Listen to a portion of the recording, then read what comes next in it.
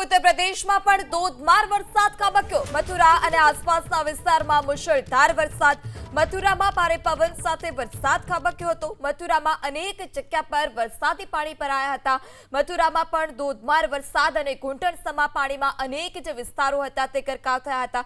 ભારે પવન સાથે વરસાદને કારણે અનેક વૃક્ષો પણ ધરાશાય થયા। તો જે અંડરપાસ છે તે અંડરપાસ અમુક જગ્યા પર બંધ કરવાનો વારો આપ્યો હતો, કારણ કે આપ આજે દ્રશ્યો જોઈ રહ્યા છો કે અડધા ઉપરની જે બસ છે ત્યાં વરસાદી પાણીમાં ડૂબી ગઈ છે। કમર સુધીના વરસાદી પાણી મથુરામાં ભરાઈ ચૂક્યા છે।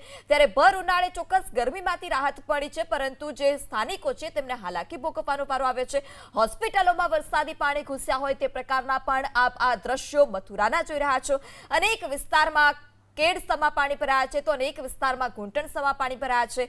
યુપીમાં ધોધમાર વરસાદ ખાબક્યો, ભારે પવન સાથે વરસાદ અને લોકોને ચોક્કસપણે હાલાકી ભોગવવાનો વારો આવ્યો છે।